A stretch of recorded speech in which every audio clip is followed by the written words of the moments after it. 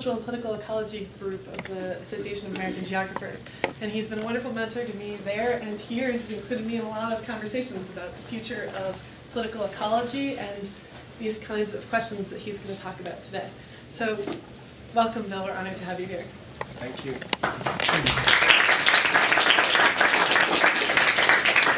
So thank you very much, Valentine, for that gracious introduction. It's wonderful to be here. And in addition to acknowledging Valentine, I also wanted to thank Rachel Sherman. The two of them invited me to give this talk. I thought I might start by giving you some insight into the genesis of this presentation and a related paper and how I became interested in this topic. And it really evolved out of two particular moments. Okay, so the first moment is depicted by this image, which is an image of the China Import and Export Exposition in Hangzhou, China. And it's an area I visited in August of 2010. And I spent some time at the exposition, and I walked through the hall and I met an exhibitor from a Chinese company called Wanglongpin High-Tech Agriculture, which I subsequently learned was heavily involved in providing technical expertise to a number of agricultural projects in sub-Saharan Africa. And what I found especially interesting in my conversation with this gentleman, who was fluent in English, is the particular narrative that he shared with me. And this is a paraphrase of that narrative. But he explained to me that the African continent was underpopulated, that it was land-rich, and that Chinese firms were in an excellent position to bring a green revolution to Africa. And then he talked a lot about China's particular experience, that it had faced famine in the past, and that it had overcome these problems in the 1970s and 80s. So that experience could be transferred to the African continent. So that's one particular moment that led to this paper. The other moment was in 2009. I went back to Bamako, Mali. This is an area where I've been working on and off for about 25 years. I hadn't been there for 5 years. And so I set foot in the capital city of Bamako, and I was just amazed by the amount of construction that was going on, and in particular, the number of Chinese firms that were engaged in these construction efforts. So a number of new buildings were going up. They were building a brand new bridge across the Niger River there. And what I found quite interesting, and I was there, I was doing research on the aftermath of the 2008 global food crisis, so I was interviewing urban households, and you would get off into these out-of-the-way back neighborhoods, and you would find small Chinese businesses there. You know, restaurants, brothels, you name it, okay? So what was interesting to me is that with these big development initiatives, Chinese development initiatives, which were using the Chinese private sector to implement them, you had a lot of Chinese, kind of peripheral Chinese private sector operators that were also there and were kind of setting up shop independently of the Chinese government in Bamako. So that's really what got me interested in this particular topic. So in this talk, I want to explore the fact that China's Green Revolution experience has been held up as a success story, that the experience of this agricultural Asian tiger has been used intermittently over the past 40 years as a kind of shining counterexample to what's been going on in agricultural development on the African continent.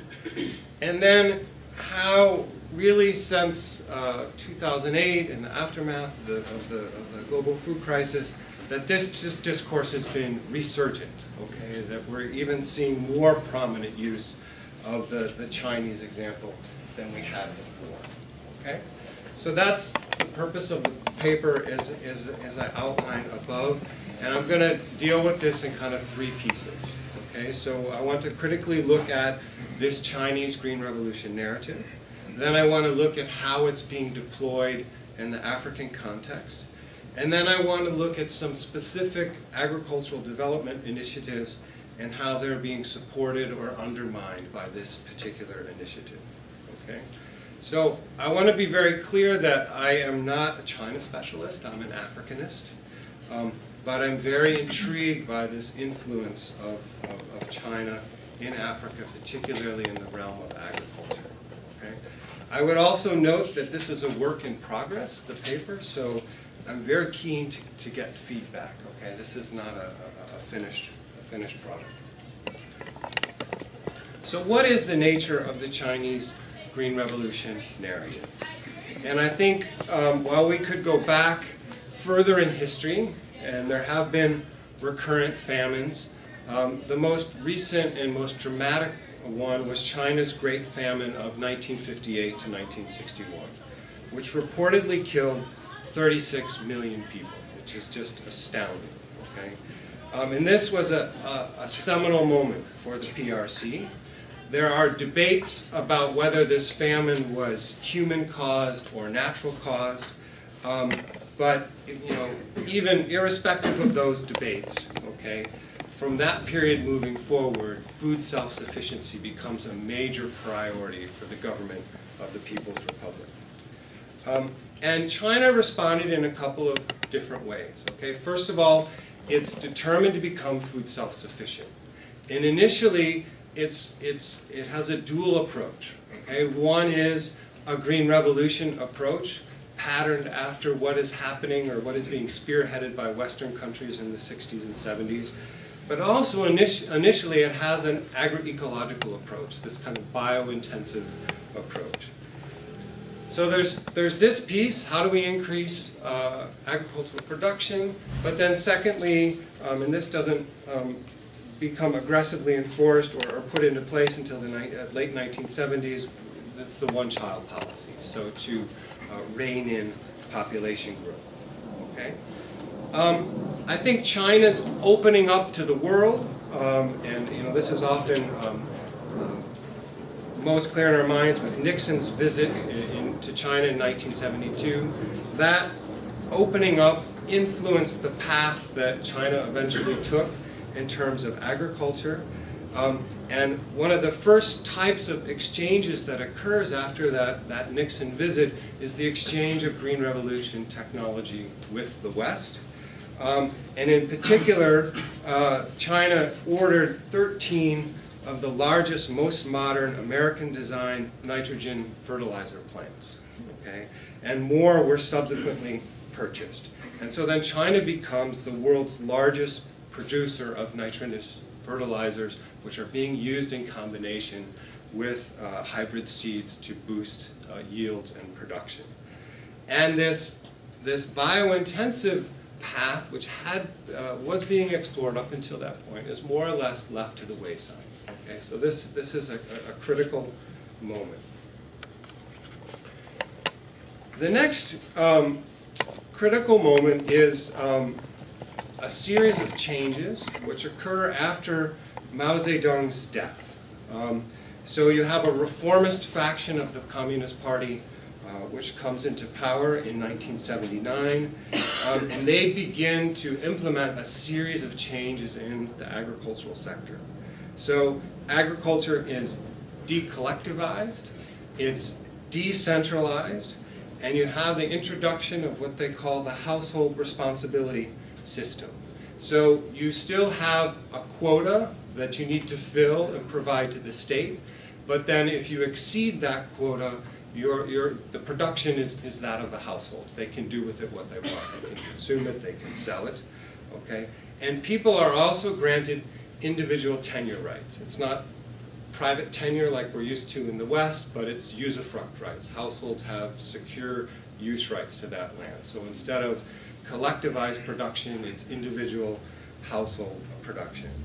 And also there's a policy of increasing kind of free market approach to pricing so that producer prices rise for what people are producing. Okay? So this set of reforms, okay, in combination with the use of new green revolution technology is argued is what led to an astronomical rise in agricultural production in the Chinese continent. So by 1984, food rationing is lifted, okay?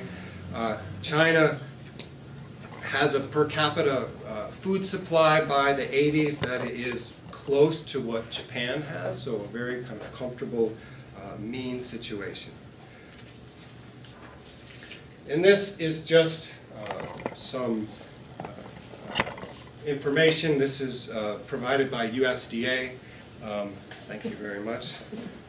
I'm not going to point too much here, but you see through the 70s, 80s, and 90s increasing production both of grains and of oil seeds, okay, which again are linked back to this series of reforms. Okay, so this particular approach, okay, and this success in the agricultural sector is argued by other scholars as well, Gulati and Fan, for example, that this success in the agricultural sector leads to subsequent success in terms of industrialization. Okay? So it's called the firing from the bottom strategy. So you have to develop your agricultural sector before you can become successful at industrialization. This, if I look at this particular table, reminds me a lot of Rostow's modernization theory, his stages of economic growth, that you go from subsistence to commercial agriculture, and that surplus allows you to invest in industrialization. But people are also arguing that developing agriculture is really key for reducing poverty. And some work suggest that the growth in agriculture contributed to poverty reduction 4 times as much as the subsequent increase in manufacturing did. So because of this success, okay, the Chinese example is often used to promote the Green Revolution approach. And this is not new, okay? So Norman Borlaug, the grandfather of the Green Revolution, has, for many years prior to his death, was using China as this great success story. So this is not something new. So he writes, you know, since 1980, China has been the greatest success story. Home to 1/5 of the world's people, China today is the world's biggest food producer. With each successive year, its cereal crop yields approach that of the United States. So that's one story of what happened in China. And what was fascinating for me is to start to dig into the literature about an alternate story of what happened in China. And one of the most interesting and compelling scholars that I've interacted with and read his material is Joshua Muldavin, who's a geographer at Sarah Lawrence. He's a student of Michael Watts, if some of you know his work. But he has a very interesting background because his parents were Russian Bolsheviks who immigrated to China and were spent a good part of their lives on communes in China. And Joshua, because of this family connection, has also spent a lot of time on communes. So he has this kind of deep kind of family connection to China, and I think he's one of the foremost scholars on kind of agrarian change in the Chinese context. So he has a different story of what happened, okay? And he argues that this surge in production that we saw in China from the late 1970s and in the 80s was not necessarily related to these sets of reforms, okay? He argues that there were a set of assets that were built up during the collectivization period, okay? Investments in the land, as well as the construction of fertilizer plants, okay? And then at the moment of these reforms, not only do those fertilizer plants come on stream, in addition to this imported American technology, but also these collective assets, in a sense, are pillaged during the free market period. And that, for him, is what leads to this surge in production. Okay? And then if you look more recently at the production data, okay, so production is increasing until the 90s, but from the late 90s moving forward, it has more or less plateaued. Okay, there is some fluctuation, but it has more or less plateaued. So Muldavin argues, and this is backed up by field work and soil analysis, he argues that this plateauing is related to declining yields, which are related to many years of overuse of chemical fertilizers.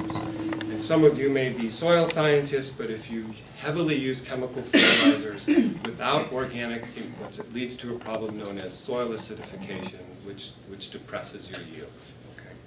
So he's arguing that it's these declines which are leading to the plateauing of agricultural production in China, as well as it's related to the loss of land due to urbanization. So you are taking some very productive land out of production as well. So this is a problem for China. Okay, its production has plateaued, yet consumption continues to increase. And the increases in consumption are not so much related to population growth, but to urbanization. So as China is urbanizing, diets are changing, and that's putting more pressure on the agricultural sector. So how is this narrative of what happened in the Chinese experience being deployed in the African context? Okay. And what I find very, very interesting is that it's now being more aggressively applied post-2008, post-global food crisis. So it's resurgent, okay, even though this had been done before. Okay. So this is a quote from a report published by IFPRI, which is the International Food Policy Research Institute, in 2010. And, quote, "The model of agriculture applied by the People's Republic of China during the last 30 years is an example that the poorest countries in sub-Saharan Africa should follow in their quest for development and growth to eradicate poverty." Okay? So Western institutions, Western think tanks are using this Chinese example in arguing that sub-Saharan Africa should be doing what China did. Both to increase agricultural production, and that this is also the secret to economic growth, that you have to focus on agriculture before you can focus on industry. Okay? Now, the Chinese as well, okay, so it's not just the West that are using the example, but the Chinese as well are using their own example, okay, and encouraging those in sub-Saharan Africa to follow their model. So this is a quote from the governor of the Chinese Development Bank from 2008. This was at a meeting of African finance ministers in Mauritania. China's development bank is anxious to work in the area of agriculture given the current scenario of food shortage and food price hikes. I believe African countries should put agricultural development at the top of their priority. Okay. So this is being supported. One of the foremost Africanist scholars in the Chinese academy is a guy named Professor Li Anshan, who works on agriculture, and he's head of the African Studies unit at Beijing University. So here he's saying Africans desperately need to modernize their agriculture, both to ensure their food security and to earn hard currency by supporting it. China needs to deal with its growing food demand, and Africa seems to offer the solution. So here there's an additional nuance, okay? Not only should Africa focus on increasing its agricultural production, but there's a synergy here with Chinese needs, okay? That China needs to find new sources for food given its own plateauing of agricultural production, and Africa is a logical place to focus one's efforts. So which approaches, okay, are being supported by this particular narrative in the African context and which are being undermined, okay? And in order to do that, I want to give you just a brief kind of historical summary of Chinese aid over the past 50 years in the African context to get us up to the current moment, okay? So just kind of the general overview, okay? China has been active on the African continent for the past 50 years, basically since African countries got independence. Many of them did in the 60s. And they've worked in 44 different African countries. Okay? If you look at aid that was given between 1960 and 2006, approximately 20% of the Chinese projects were focused on agriculture. So there's this long-standing interest in agriculture. Okay? And just for comparison, you can compare this to what U.S. Foreign assistance has been focused on. The U.S. has worked in 47 African countries, so not that different than China. But about 5% of our projects have been focused on agriculture. Okay, so a significant proportion of China's projects have been focused on agriculture than the U.S. Okay. So I'm going to kind of quickly go through each decade here, and the main point I want to make is that the way China was giving assistance, okay, evolves and changes over the decades, but it often mirrors what's going on inside China, okay? So if we look at the 1960s, China has, first of all, agriculture is very big, okay, just like it was in the Chinese context following the famine of 58-61. But what's being supported are large state-run agricultural projects, okay? Collective farms, very similar to what's going on inside China, okay? The other thing to keep in mind, in the 1960s, there's a diplomatic war going on with Taiwan. And both entities want to be recognized by the UN as countries. So Taiwan had a huge development effort in Africa in order to curry favor to hopefully win a potential UN vote.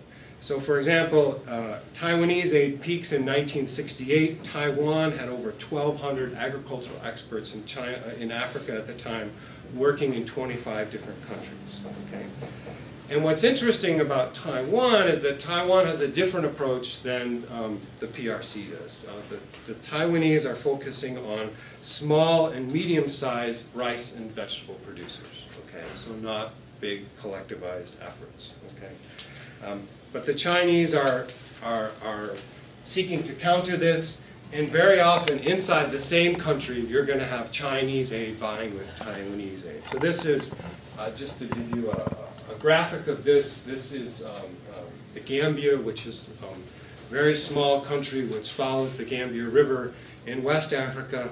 And this is a map of different rice projects supported by the PRC, the Taiwanese, and then the World Bank. This is from Judy Carney's work on the Gambia.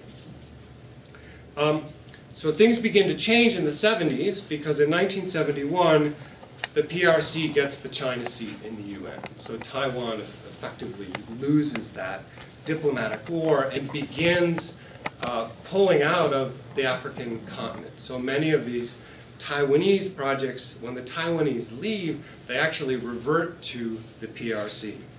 And I think the Taiwanese approach begins to influence the Chinese approach, okay? So they start to move away from the large-scale collective projects, okay? But then also remember that things were beginning to change in China then as well. First, with Nixon's visit and the subsequent big push on the kind of Western model of the Green Revolution. So many of these projects in the 70s and 80s have a heavy kind of first Green Revolution focus to them, okay? But also as by the late 70s, when China's beginning to rethink its own agricultural strategy and moving to decollectivization, you're also seeing the shift to a focus on smaller farms in the African context and less of a focus on collectivization. And then in the 90s and the 2000s, as this free market approach becomes more present in the Chinese context, I think you also begin to see more of this in terms of aid. Okay? So there's a lot of concern about how sustainable are these projects in the African context that the Chinese had been supporting. There were attempts to hand over a number of them in the 80s, and after the Chinese pulled out, they were not sustained by local African governments. And so China, in its aid initiatives, begins to experiment. Okay, and so there's a lot of work with public-private partnerships. So the Chinese government may be focusing development initiatives, but increasingly, a lot of the implementers are private Chinese firms. And there's close coordination going on between the Chinese government and these private sector Chinese actors. Okay. So this brings us up to more the moment I want to focus on, which is the food crisis moving forward. And here I just want to kind of show you how this influenced Chinese aid, and just for comparative purposes, I think kind of mention what the US is doing as well. Okay? So I'll talk about the food crisis in just a minute, but with increasing global food crisis, increasing volatility of global food markets, I think there's this increasing recognition that China not only needs to source food from overseas, but it needs to do so in a stable way that is not as open to kind of global market variability. Okay?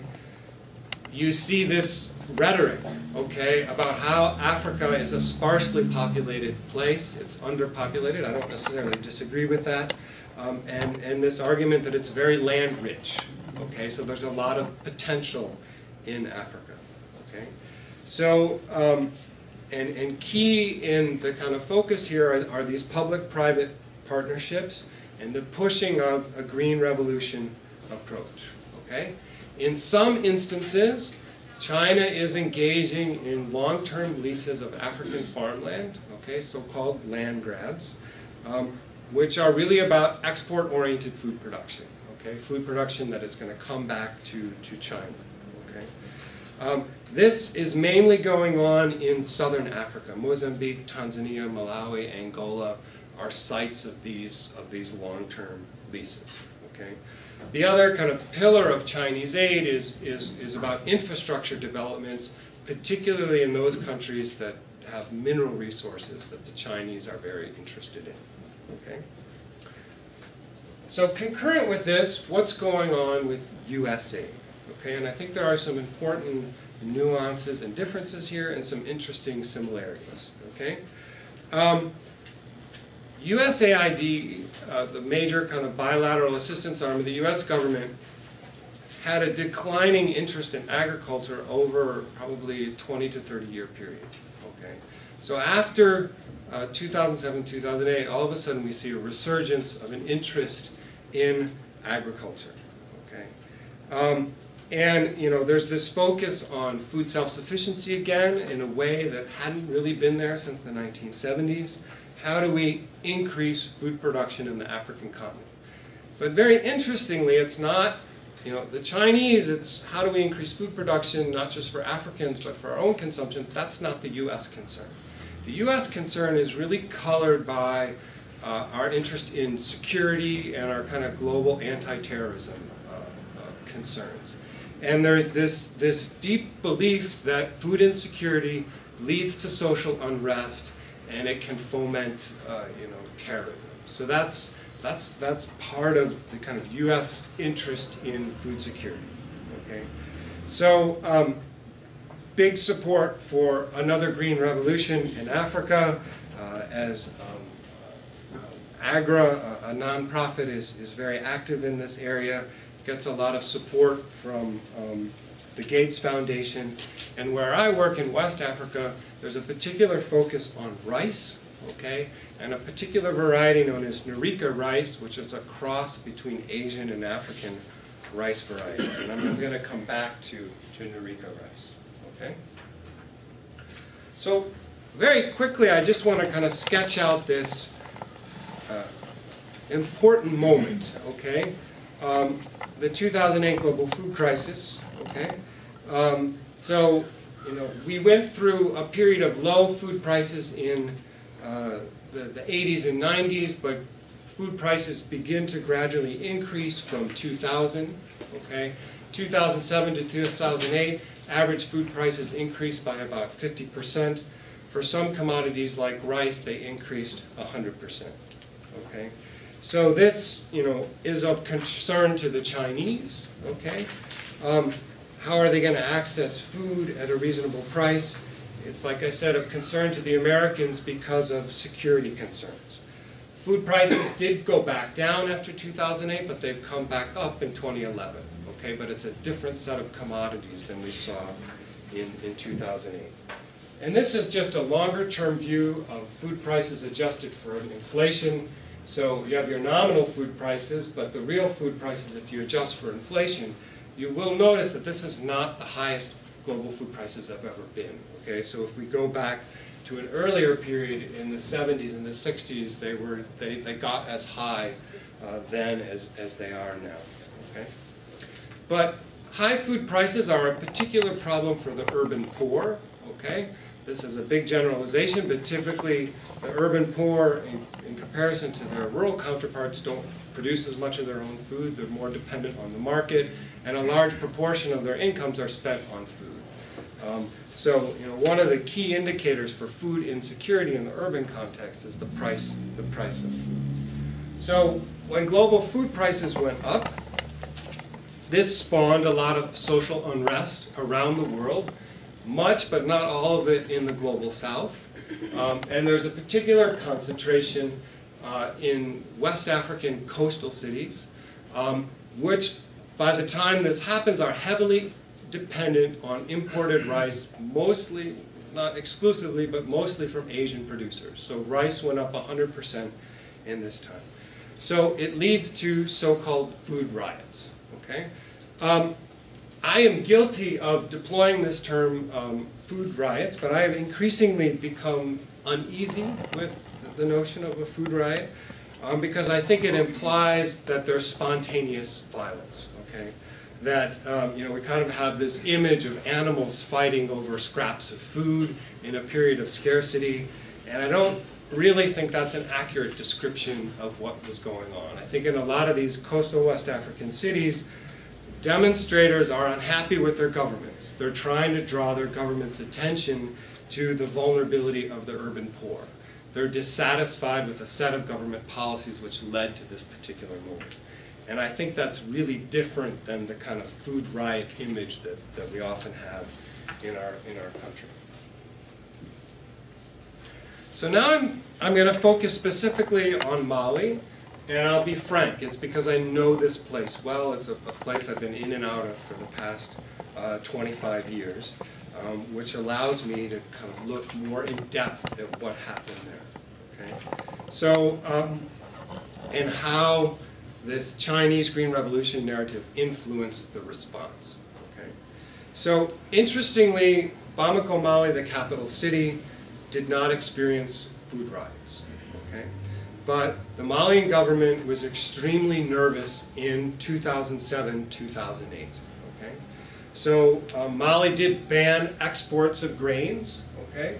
So you did have an issue where you had a lot of traders from coastal countries who are coming in and they're trying to buy up grain in Mali. Okay? And the government was very concerned about that. I don't think it really stopped it. Okay? People were paying bribes at the borders to get the grain out. But you could argue that that is a de facto export tariff, okay? So it probably did slow down the exodus of grain, okay? The other thing that they did is they completely removed import tariffs. So import tariffs on food had been reduced during the structural adjustment years. There were small tariffs left, and then those were completely removed, okay? In addition to this, there were other ways, longer-term strategies for responding. And I want to talk about two of these, okay? And the first of these The Chinese are not directly involved, okay, in the NERICA rice initiative, but I think their example inspired this, and it's actually the Americans that are more heavily involved in this first response. Okay, so this is a map of Mali. This is showing you where most of the intensive rice production occurs in this purple area. This is where most of the capital cities' rice production comes from.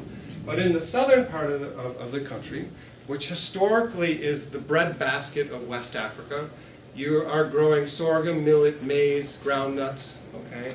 And it's a food surplus area, and the big cash crop is cotton. Okay?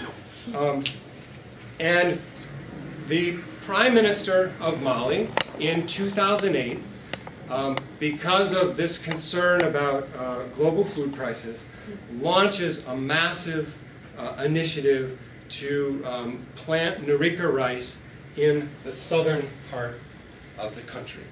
Okay? So this is just an image of typical landscape in southern Mali. Okay?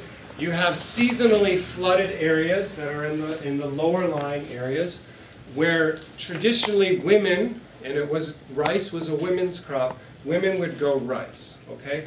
But in the gentle slopes, the upland areas, you would grow sorghum, millet, maize, and cotton, and peanuts, okay?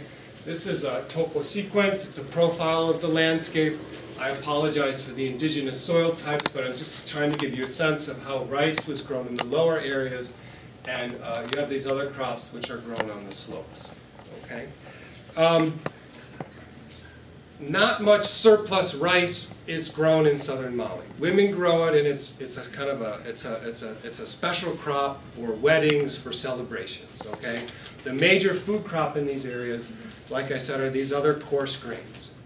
What the Prime Minister wanted to do was convert a lot of these sorghum and millet fields to rice production, upland, dryland rice production. So he launches this huge initiative in the spring of 2008, February, March, April, this period. Everybody, according to the interviews I did in the agricultural ministry, are pointing out that this is highly problematic. Okay, they don't have the NERICA rice seeds, they don't have the inputs, okay, the fertilizers and the pesticides that you need to do this, but the Prime Minister, who's angling to be the next president of Mali, and we're having an election in this spring of 2012, is really staking his political fortunes on this initiative. Okay? So the extension folks go out, they disseminate seeds, they disseminate inputs, and they work with men. Okay? So they want men to grow rice, and rice is a female crop in this part of Mali. Okay? They end this campaign, okay, and it's declared an amazing success, okay? And from all I can tell from the interviews I did, so no government people in the government on record would say that it was a failure, but oftentimes you'd do an interview, you'd walk outside, and then you'd get a second story of what happened. And so off the record, as well as based on observations that I did in the rural areas, it was a massive failure. Okay? So how can you report a great success when it was a massive failure? Well, two things happened. They did have a bumper crop up in this rice growing area up here, the traditional export-oriented rice growing area. So you had a big crop, and part of that's attributed to the south. The other thing that happened is when the extension staff went out, they picked the best farmer in each village who had the highest yields, and then they extrapolated those yield results to everybody that grew rice. So as one of my ag economist friends has told me, if indeed this was the success they claimed it to be, then there are some secret grain elevators out there somewhere that hold all this rice that was supposedly produced. But the thing to keep in mind is that this was important internally politically. The Prime Minister needed this to be a success to ensure that he would be a viable candidate in the presidential election. But also externally, okay, NERICA rice in a agronomy circles is the next greatest thing. It's the silver bullet that is going to save West Africa from the food crisis. So I think there was a lot of interest externally in this being a success. Okay? And the Extension Service and USAID and some other prominent actors were quite involved with this. Okay? So, second example that I want to focus on a bit. Okay? And this is in this major rice-producing area, which is north of Ségou. I don't know if any of you here have spent much time in West Africa, but this area is called the Office du Niger, and it has a very interesting history, okay, which dates back to the French colonial period. So the French were very keen, okay, in the 1920s to replicate what had happened with cotton production in Egypt. Okay, so they wanted to have irrigated cotton production. So they built a dam just downstream from Ségou in a town called Macalester, and they diverted water out of the Niger River into a series of perimeters. Okay? They initially focused on cotton. It was a massive failure, basically because it was economically unsustainable. The costs of producing cotton were so high that it could not be sustained. So they very quickly switch over to rice. Okay? This particular scheme was built at great human cost. Okay? There weren't enough local people to construct the dam and the rice perimeters, so they brought in a lot of labor from Burkina Faso, who subsequently stayed. Okay? But there was, it was forced labor, there was pretty significant loss of life. And from an ecological standpoint, you were taking about 70% of the flow out of the river, which creates huge problems downstream for an inland delta area known as the Inland Niger River Delta. So, you know, you gain this production within this irrigation scheme, but then you lost production downstream, which was the traditional rice-producing area. Okay? So, in 2008, the Malian government signs a deal with the Libyan government. A 50-year lease of 100,000 hectares within this Office du Niger. Okay? So this is the area we're talking about. This is that inland delta that I talked about. This is where the dam is, where you're diverting water up into these areas. This is a blow-up of this. And this is the project we're talking about. So it was a Libyan sovereign wealth fund. Okay? We don't know how much money was exchanged, but it's a 50-year lease for that land. These are two other projects north of there, but these are more kind of traditional development projects focused on increasing rice production, but more for domestic consumption. Okay? This project is about producing rice for export. Okay? So it's a Libyan sovereign wealth fund, but the implementers of the project are two Chinese firms. Okay? So, like I had mentioned previously, China is very active in Mali on a lot of construction projects. They have a tea production project, they have a sugar production project, but along with this have come all these Chinese private sector operators, and they then become the implementers for other types of development projects. Okay? So, there's a Chinese firm that's building the infrastructure, and then there's a Chinese firm that's bringing in the improved seeds and training people how to produce rice using this particular package, this Green Revolution approach to improve food production. Okay? In order to kind of revitalize and increase production in this area, roads were built, and one of the largest canals was built in sub-Saharan Africa. So it's about 30 meters wide, it's 40 kilometers long, so it's an extension, another canal off of this Office du Niger project. In the process of building the canal, there are a couple of issues that come up. okay? One is that there were communities in the way, so they needed to be moved. But also, this is an area of intensive animal husbandry. So when you build this canal, you interrupt the pathways that transhuman pastoralists normally move. And then there's the big issue of diverting water. So remember, we're already diverting 70% of the Niger River's water, and now we're going to divert even more. And this has serious consequences. This is a blow-up of this area downstream, the inland Niger Delta. So this traditionally is where rice was produced in Mali. There's a lot of good scholarship that suggests this is where African rice was initially domesticated. There are two major kinds of rice in the world, African and Asian rice. Okay?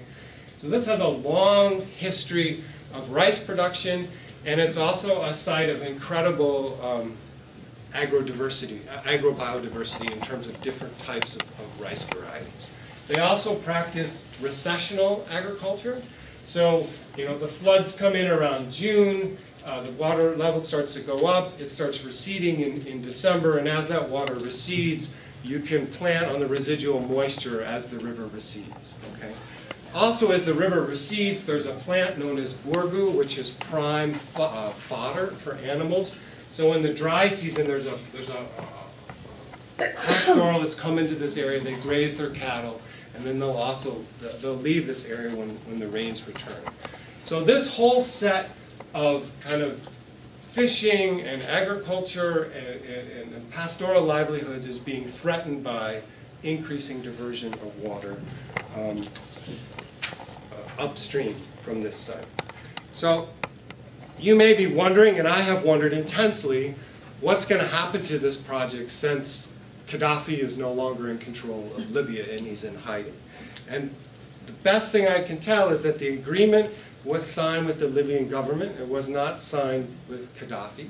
So it simply transfers. Okay? So this is still a part of the Libyan portfolio, and the food is still destined for Libyan markets.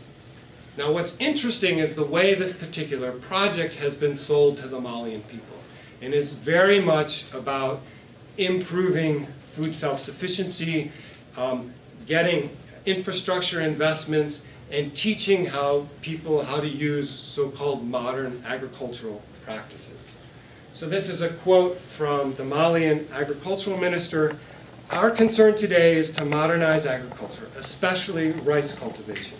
To do this, we need a lot of resources and a lot of land. We cannot give a tractor to a small producer who would use it on 2 or 3 hectares. That would be a waste.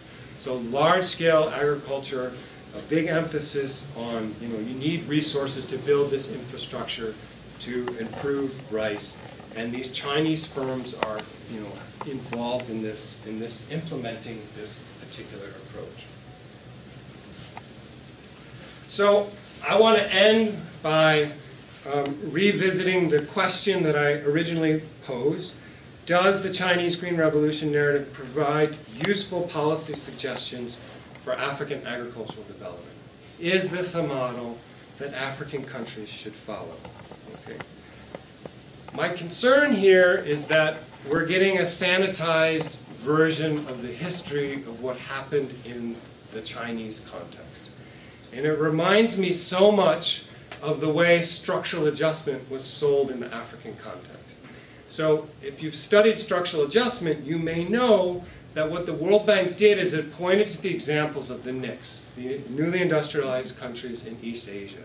And it said this spectacular rise in development was due to a certain set of free market policies. And it kind of varnished over the fact that there was a heavy state involvement in actually making that happen. Okay? So my concern is that in a sense we're seeing a repeat of this, that we're getting a distorted and simplified version of what happened in China. And now this is being used to push a particular agenda in the African context. Okay? My concern is that this approach is benefiting outsiders more than it is Africans. I think it's beneficial to the Chinese because it's pushing for an export-oriented form of agriculture, and increasingly that's something that China needs. Okay? As it becomes more industrialized, it will no longer be self-sufficient in food production. So it needs other export-oriented food producers. In a similar way, I think this is beneficial to the United States because we have an agro-industrial complex, agrochemical firms that produce inputs that will be used by these African producers. So from a business perspective, it's useful to us as well. So in contrast to that, I look at China perhaps as a lesson what not to do. Okay, it went down a particular road. Okay, it worked for a time. We've seen that production has now plateaued. Okay, and maybe another way of looking at this African example is to look more carefully at that experience and see if it's really appropriate for sub-Saharan Africa, and perhaps re-explore that biointensive path that the Chinese were initially on, but then subsequently abandoned when it adopted the Green Revolution approach. Thank you.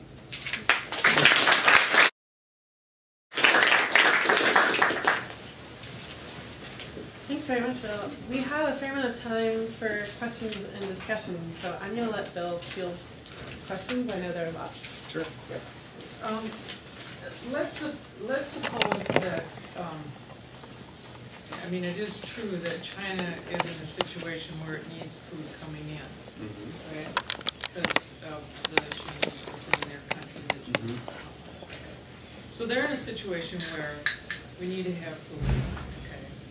So why is it of more benefit to them to go, say, to Africa to, develop this way of, having this importable food versus looking at their own country, which is huge. And that's the piece that I'm thinking. I get it, and I believe it. I also believe that going down this route of the Green Revolution for Africa is going to be very troublesome. But I don't get that piece. What's its advantage? Can I also ask people as they're asking questions to introduce themselves, because we have kind of a big and diverse crowd here today. I'm Katie Lust, Director of Research, Boynton Health Service. Thank you so much. So that's a really good question, and I'm not sure if I'm fully equipped to answer it properly, because I'm a novice in terms of China's agricultural scene. My best guess is that it's two issues. One is, in a sense, they're pretty tapped out. They had this big push to increase yields, okay, and now they're suffering the consequences in terms of soil degradation, and that's really difficult to reverse once you start experiencing that level of degradation.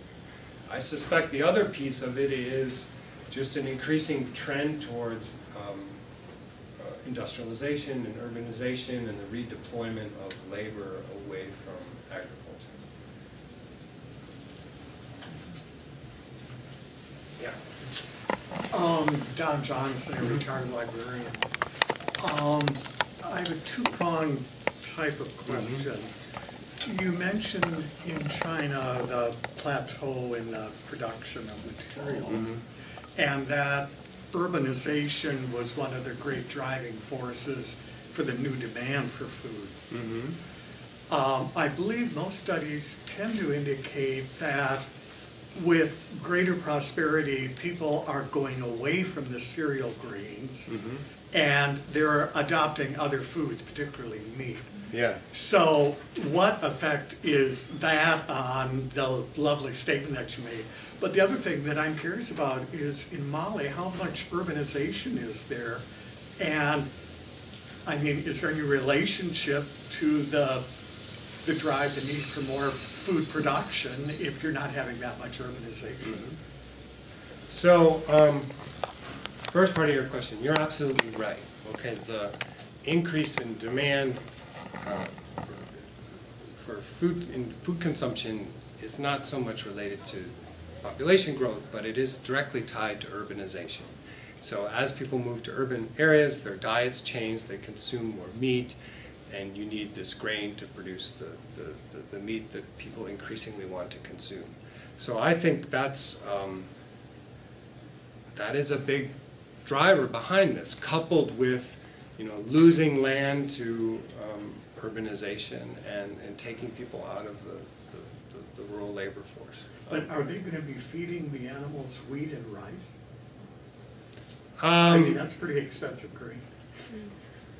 Well, in order to practice kind of free-range animal husbandry, you need space. So as animal husbandry intensifies, you wouldn't feed them grain and rice, but you'd likely be feeding them corn in order. Which does grow on your. They do grow corn in China as well. Yeah. So you're right. I mean, that's an issue. I think in the West, a lot of alarm bells have been raised about this. Lester Brown at the World Watch Institute has written a lot about this. I'm kind of leery of those scare tactics. But there is this trend that's related to urbanization. In Mali, very interestingly, the capital city Bamako is one of the fastest urbanizing places on the planet. It is amongst the top 10 cities in the world in terms of growth, not in terms of size. On a global scale, it's not a particularly large city. It's on the order of 1.5 million people. But it is urbanizing very quickly. I think what's interesting is that the push factors behind that urbanization in Mali have been much stronger than the pull factors. So it's not so much that there are a lot of jobs in the capital, but that I think due to an interesting set of kind of neoliberal policies, it has made rural livelihoods less viable. And there's also been a lot of investment in the city, and you could argue that maybe that's contributing to some of this. It is a rapidly growing city, but still, okay, 70% of the population is rural. Okay, so, and for sub-Saharan Africa as a whole, it is still it's one of the most rural places in the world, but it's also one of the most quickly urbanizing. So there's a lot of change happening. In the back, yeah. Hi, my name is Minwei. I'm a graduate student in American Studies, and my research interests are around this relationship between U.S. imperialism and Africa and China, and like what is the United States stake in this? Yeah.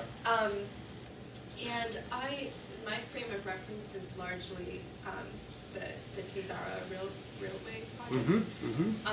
And I'm curious, so from that I understand that the Chinese prided itself in having a very different development model than the U.S., this more friendship model, and it was a very labor-intensive model, because they didn't have as much capital. And now it seems like the development projects are more capital-heavy, and I'm wondering, well, is it more capital-heavy? Like, what is the role of labor in current development? So this is a really interesting question, and I only know the Tazara Railway Project through Jamie Munson's book about that. She's a historian at Macalester. But if I can speak to my own experience in Mali, I was a Peace Corps volunteer there in the 80s, and China had development projects at that time, and what I distinctly remember is how labor intensive they were. So the Chinese would come in and they would be putting like a borehole in a rural village, and literally you'd have 30 Chinese there working on this project. So they were using some local labor, but they were using a lot of Chinese labor. I do think that's shifted now, and this is just casual observation of these large infrastructure projects that I observed in 2009 in Mali. So these are private firms, Chinese firms, and the skilled labor, the foremen, the engineers are Chinese, but all the manual labor is local. But it's a different approach than I observed 25 years previously, and I do agree. I think while there's still a significant labor component like you would have with any type of construction project, it is more capital intensive. We're using big machinery like we would see any place else in the world for those projects, and that you didn't see that as much before. Mm-hmm. Yeah, my name is Jim Wolf. I'm from Brownian Plant Genetics. And I have a question dealing with the issue of water. And I believe that a lot of the plateau of production in China has to do with the fact that they've tapped out a lot of their major sources of water, and of course more of it is being diverted to the urban areas. And I was very interested in your comment about the fact that this irrigation scheme is going to take the majority of the water from the river for food production, and then you commented that the capital has a very high rate of growth, and with that, of course, you need more water for the capital city. So I'm wondering what the conflict you see coming between sort of the agricultural production and the need of the urban area for water, and how that may influence the success, so to speak, of this this project. So, just geographically, the capital city is upstream of this dam, not downstream. So Bamako is using whatever water it needs before it ever gets to this particular dam. But Mali does have 3 very large dams, and they're in the process of constructing a 4th. And the 2 primary reasons for constructing dams are both agriculture, but also hydroelectric power generation. And I think Mali has enough surface water and groundwater resources to satisfy its urban population. In some ways, I think the bigger issue is energy needs and how that's driving dam construction and how that can disrupt, while it promotes one type of agriculture and disfavors another. But really, really good question. My name is Margaret. I'm a beginning farmer with a background in anthropology, and my interest is in sustainable food production. And my question is about your final conclusion up there that Africa should learn from China and choose the biointensive route. I'm wondering if you could elaborate on what you mean by the biointensive route, and also what specific steps you think should be taken or could be taken to move in that direction, who should be in charge, and how feasible you think that is. Sure.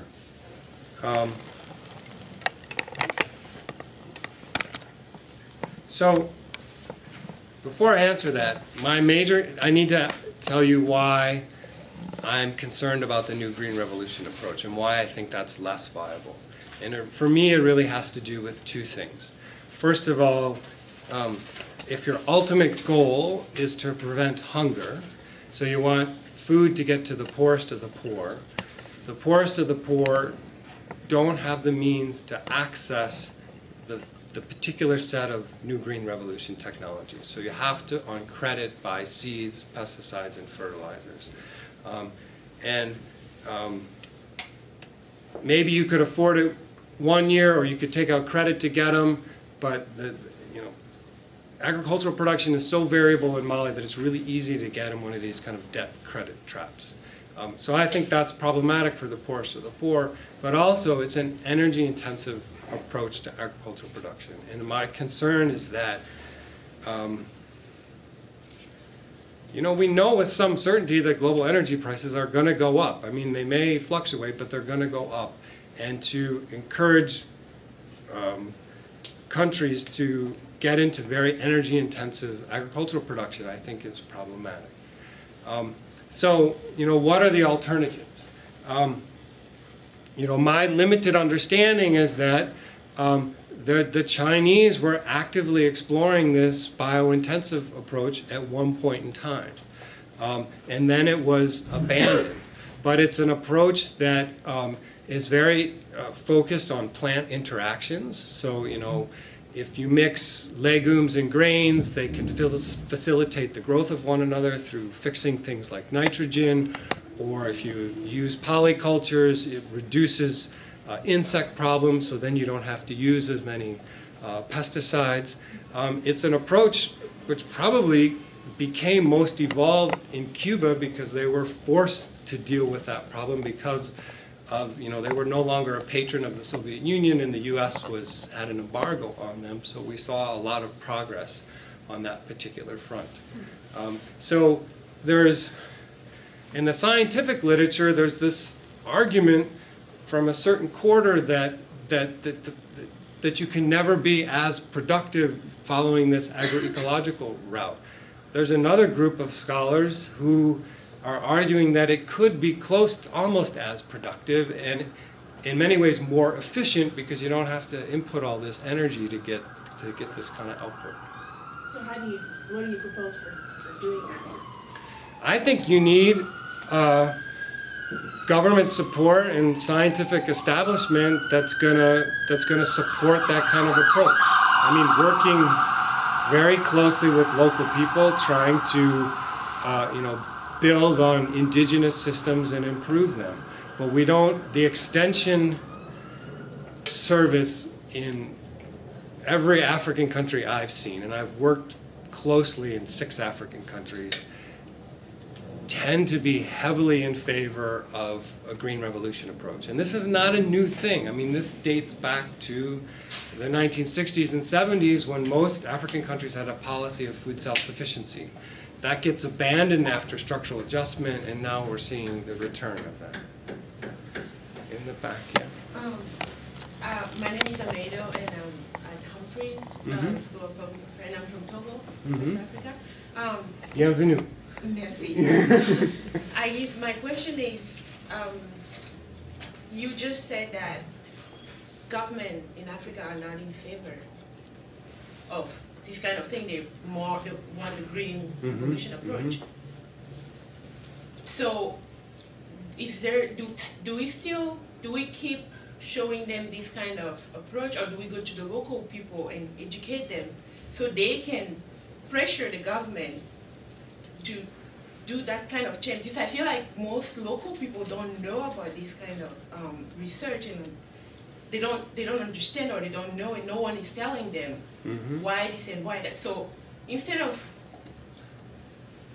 talking to the government all the time, why don't we empower the people and tell the people so they can influence the government to make the right decision? Yeah. It's just a question. Yeah. No, it's an excellent question.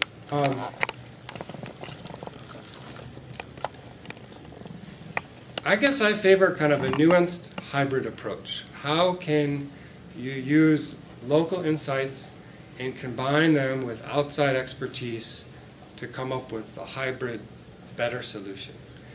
And I think the problem is that agricultural extension in most African countries, as well as in the United States, okay, has, it was different in the progressive era, but in the recent times, has been about disseminating technologies. So, you know, someone in a lab decides that this is the problem, comes up with the solution, and then teaches people how to do it, okay? So, for example, in southern Mali, the big cash crop is cotton. So you have an agricultural extension service which goes out, has very pejorative opinions of peasants, tells them that they're stupid and ignorant, and they say that, okay? And argue that you need to use this kind of modern approach to growing cotton, and your intercropping practices, your local food crops are backward and primitive and have low yields. So it's all about introducing this new approach. And I wish agricultural extension could often work in reverse. So, you know, local people have a set of strategies, certainly they encounter problems and bottlenecks. If they could communicate those to the agricultural service and the research centers in their country, and then they work on those problems and come back. So it's this dialogue to solve these problems. But it's kind of, we need to reverse engineer that process, and that it doesn't happen that way usually. In the far back. Yeah. I'm Bo from chemistry. So could you comment on the similarity and the differences of the Green Revolution in U.S. and China? So because the Green Revolution initiated in U.S. or in the University of Minnesota greatly improved the agriculture in Mexico and also India. So what can we learn from these successful stories? And also, what's your opinion? So which kind of mode, the mode in U.S. or in China, which mode can be more beneficial for the American countries? So it's a really good question, and I don't think the Green Revolution was not only problematic in China from my perspective, but it was problematic in other areas of the world it was implemented. So, you know, in South Asia and Southeast Asia, it does lead to increasing yields, this is true, but at what ecological and social cost? So in many instances, it was the wealthier households that could afford these technologies. It increases stratification in rural societies. The wealthier farmers get wealthier. They leave the poor farmers behind. In many instances, the poorest farmers start working for the wealthier farmers or lose their land entirely. And then from an ecological perspective, there was a huge problem with pesticide resistance. You know, pest communities develop resistance to chemicals, and you have to use increasingly high doses to get the same result. So I don't, I'm concerned that we didn't learn all the lessons from this first green revolution of the 60s and 70s, and we're potentially replicating those with this new green revolution. And the argument is that the first green revolution didn't really touch the African continent. There are some notable exceptions to that, like Zimbabwe, where maize yields increased dramatically. But what's really interesting about the Zimbabwe case, so this is held up, this is the Green Revolution success story in the African continent. Though that increasing productivity was largely amongst large-scale white farmers, okay? And that's kind of wallpapered over.